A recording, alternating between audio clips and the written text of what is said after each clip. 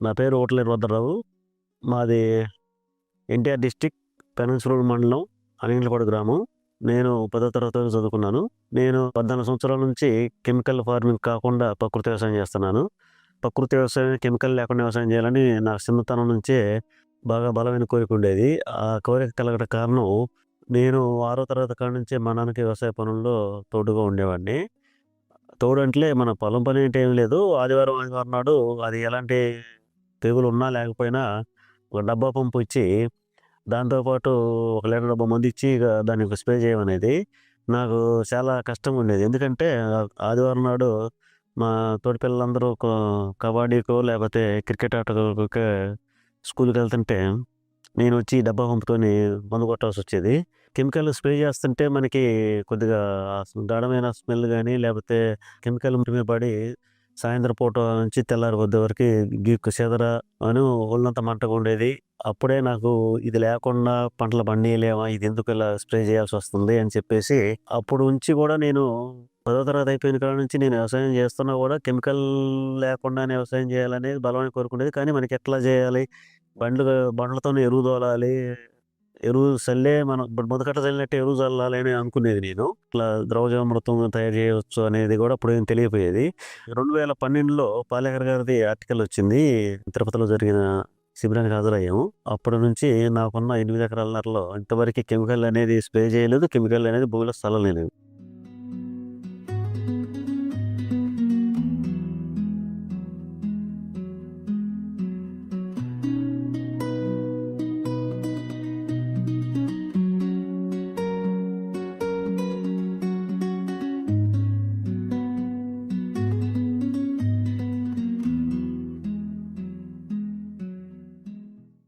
నేను ఈ ప్రకృతి వ్యవసాయంలో భాగంగా చుట్టూరు జొన్న పెట్టుకుంటూ వచ్చాము. తర్వాత మధ్యలో కూడా జొన్నలు పెట్టాము సాళ్లుగా.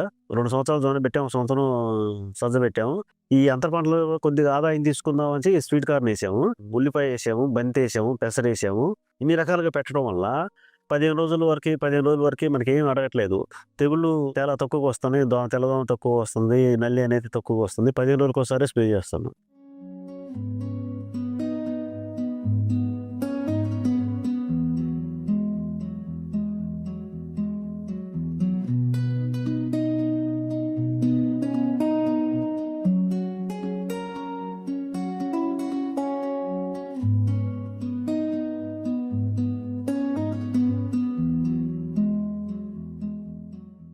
మిర్చి వచ్చిన దాకనే కాకుండా, మిర్చి ముందుగా అంతర పంటలుగా బంతిపూలు కోసి అమ్ముతున్నాం. పెసరొస్తుంది. స్వీట్ కార్న్ 15 రోజుల్లో స్వీట్ కార్న్ వస్తాయి. రెగ్యులర్‌గా ఏదో ఒక ఆదాయం వచ్చేటట్టు ప్లాన్ చేసుకున్నాం.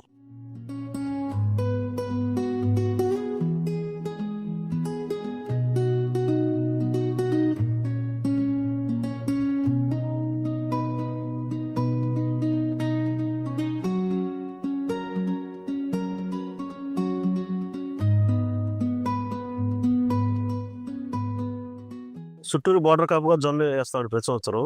ఈ జొన్న వచ్చే కమ్మనే వాసనకి ఈ మిరప మొక్క మీద వాలకుండా పోయి జొన్న మీద వాలుతున్నాయి. జొన్న మీద వాలటం వల్ల అది జొన్న వాలు మీద వాలటమే గానీ మళ్ళీ దాన్ని అక్కడి నుంచి లేసి మళ్ళీ పొలంలోకి రావటం గానీ జరగదు. ఎందుకంటే ఇప్పుడు చూడండి, మీరు ఈ జొన్న మీద మొత్తం విపరీతంగా చచ్చిపోయి ఉంది. ఆకుల మీదనే చాలా వరకు కాపాడుతుంది. ఇదంతా పెస్ట్.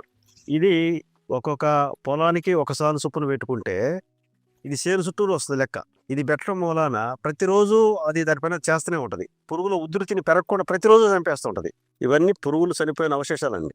అంటే మనం జొన్న చుట్టూరు పెట్టినా కానీ అన్ని చోట్ల అతుక్కోదు. ఎందుకు అతుక్కోదు అంటే మనం దారిని ప్రయాణం చేస్తుంటే పొద్దుగే ముందు దారి పొడుగుతో ఎక్కడా దోమ రాదు. ఎక్కడో ఒకసారి వచ్చి గుంపులుగా మన కళ్ళలో పడుతుంటాయి. అట్లానే పొలం మొత్తం జొన్న పెట్టినా కూడా అది ప్రయాణం గుంపులుగానే చేస్తుంది. అందుకని ఎక్కువ చచ్చిపోయిన కాడే మొత్తం చనిపోతుంది అనమాట. మన గుంపులుగా తిరుగుతుంటది ప్రయాణం.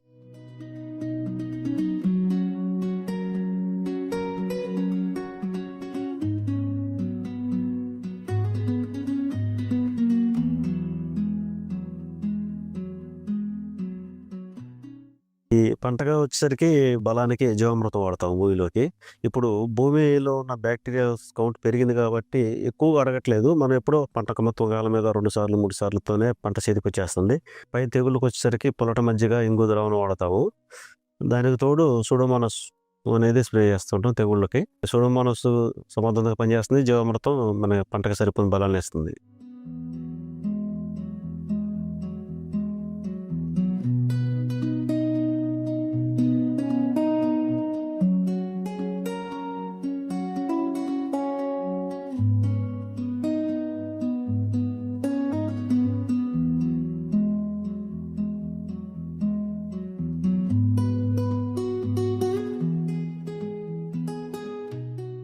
నా పేరు ఓట్ల కృష్ణకుమారి. నేను వీరభద్ర గారి వైఫ్‌నండి నేను. ఈయన గత 12 సంవత్సరాలుగా ఈ వ్యవసాయం చేస్తున్నారండి. ఈ వ్యవసాయంలో ఈయన అక్కడ పొలంలో పండించే పంటలన్నీ నేను ఇంటి దగ్గర ప్రాసెస్ చేసి మార్కెటింగ్ అంతా నేను చూసుకుంటానండి. ఈ మిర్చి బయట మీరు కొనే మిర్చి పౌడర్‌లో తొడాలు తీయకుండా పట్టిస్తారు. మేము ఇట్లా నీట్‌గా తొడాలు తీపిచ్చి లోకల్ మిల్లు తోటి కారం ఆడిస్తామండి. పసుపు కూడా అట్లే పౌడర్ ఆడించి ప్యాకింగ్ చేపిచ్చి ఇంటి దగ్గర మార్కెటింగ్ మొత్తం నేను చూసుకుంటాను. ఇప్పుడు ఈ డిసెంబర్ నెల ఆఖరి నుంచి అండి పండు మిర్చి కూడా కోస్తామండి. పండు మిర్చి వచ్చేసి టమాటా చట్నీకి, గోంగూర చట్నీకి తీసుకెళ్తారండి. అవి వచ్చేసి కేజీ 200 లెక్క అమ్ముతారండి. మీరు బయట మిర్చికి వారానికి 2-3 సార్లు బాగా పవర్ ఉన్న మందులు కొడతారండి. అవి చట్నీ మీకు నిల్వ ఉండదు, కలర్ కూడా మారిపోయిద్ది అనమాట. అదే మా దగ్గర పండు మిర్చి తీసుకెళ్ళి చట్నీ పెట్టి చూడండి, టేస్ట్ తేడా ఉంటుంది, కలర్ కూడా మీకు ఫ్రిడ్జ్లో పెట్టకపోయినా కూడా నిల్వ ఉంటుంది అనమాట.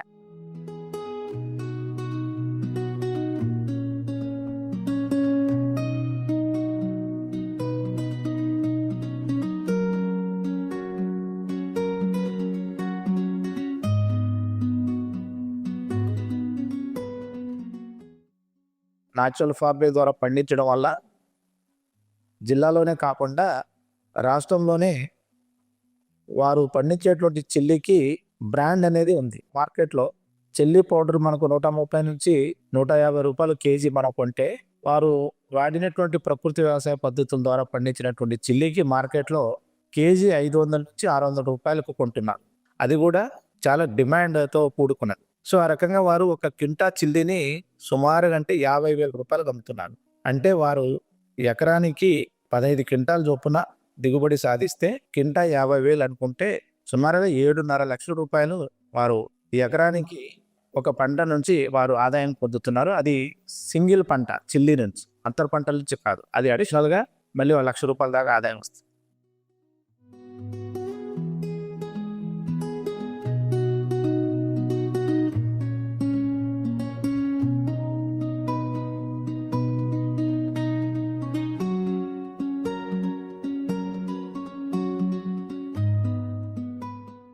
మనం పండించినటువంటి పంటని మనము ఏ ఫామ్లో అయితే మనం తింటామో ఆ ఫామ్లోకి కన్వర్షన్ చేయడం, దానివల్ల మనకు అధికంగా రేట్ వస్తుంది.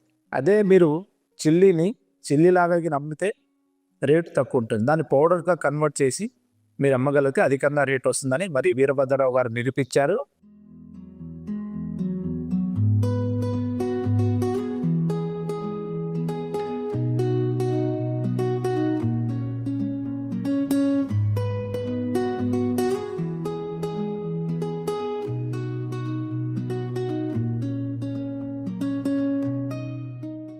ప్రకృతి వ్యవసాయం చేయాలి. ప్రకృతి వ్యవసాయంలో ఆహారం తీసుకుంటేనే మన ఆరోగ్యం బాగుంటుంది. మన ఆరోగ్యం బాగుంటేనే మనం ఏ పనైనా చేయగలుగుతాం. భవిష్యత్ తరాలకు మనం డబ్బుని ఇవ్వనక్కర్లా. మనం జబ్బునిచ్చి డబ్బులిస్తే ఆ డబ్బులన్నీ జబ్బుకే సరిపోతాయి. వాళ్ళు ఏమీ చేయలేరు, ఏమీ తినలేరు. మన పిల్లలకి మనం ఆరోగ్యం ఇవ్వకుండా డబ్బులు ఇచ్చినంత మాత్రాన వాళ్ళేమో సుఖంగా ఉండలేరు. మన చేతిలో ఉన్నది ఒకటే ఆహారం. మనం చేసేదంతా ప్రకృతి వ్యవసాయంలో కనుక మనం కెమికల్ చల్లకుండా ఉంటే మనం తినే ఆహారం అన్నా శుభ్రంగా తీసుకుంటే కొన్నాళ్ళ పాటు మనిషి ప్రశాంతంగా ఉండగలడు.